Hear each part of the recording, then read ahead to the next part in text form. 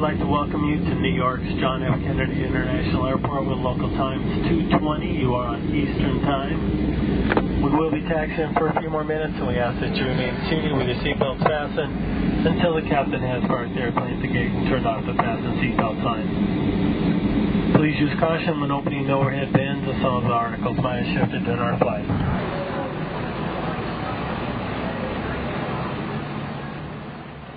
As Executive Vice President, my job is to run a record label.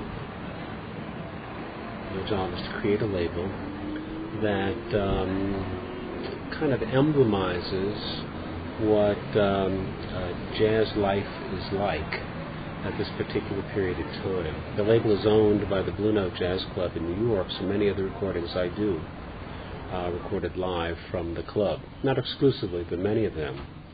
So my job essentially is to run a label, to provide a platform for artists, to put together projects and midwife records that I think have some value to the planet.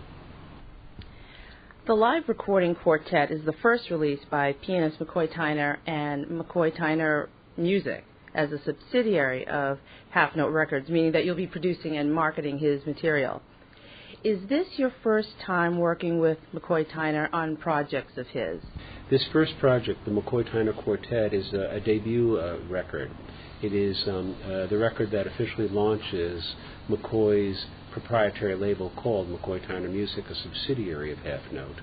The quartet that you just referenced, with Joe Lovano, Christian McBride, and Jeff Tane Watts, it launches what I hope will be an illustrious series of McCoy records. Mr. Tyner has been with many other labels. Is there an intent by both parties, you and Mr. Tyner, to do something that he hasn't done before with a label? Well, in this sense, the label is regarded as his platform, where he can do projects that interest him. The quartet is the first of those projects. Following it will be a collaboration among different guitar players in McCoy. McCoy with the rhythm section of Ron Carter and Jack DeJohnette, playing with Bill Frisell, John Schofield, Bela Fleck, Derek Trucks, and Mark Rebo.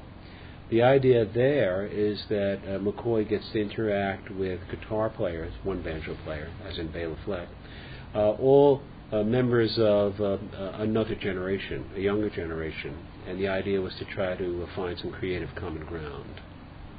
What are your comments on catching this quartet, as you said, Mr. Tyner on piano, saxophonist Joe Lovano, bassist Christian McBride, and drummer Jeff Tane Watts live? What you try to do in a project like this is encourage everyone to find the common ground where there's real interplay and interactive support. And the truth of the matter is that I don't have much to do with that. These guys are pros. I merely encourage the making of good music. They don't need me to know how to play on a bandstand with one another. My role is really to encourage the kinds of good energy and the good vibrations that enable us all to enjoy a good performance. What are some of the hazards of recording live as opposed to in a studio? Well, there's always the potential for a train wreck. I mean, live performances are just that, live. What happens, though, is you capture the performances and then you make the record. You probably amass, 4 hours worth of music because you're recording over the course of a number of days, and then out of that you make your record.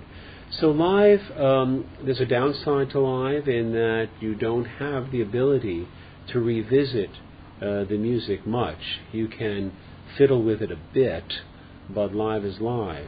The upside to it, the plus side, is that if you're lucky, you capture the buzz, the electricity, the kind of vibrancy of one of those performances that, in a perfect world, electrifies an audience. As you've said, you've produced other artists' recordings.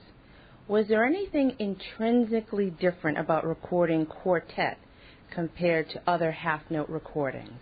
No, not at all. I mean, what half-note does is it captures different kinds of group configurations.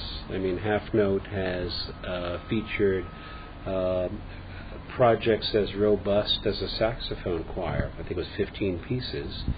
And we have done quartets. I've done trio records. Kenny Werner made a beautiful trio record with B. Donald Harris, who made a beautiful trio record as well. And I have a new project out that was very challenging. It's a 9-piece blues band. Actually, it's blues material interpreted through the jazz sensibilities of Kenny Werner, Rosanna Vitro, James Carter, Randy Brecker, John Patitucci, Adam Rogers, Jeff Countryman, and Rocky Bryant.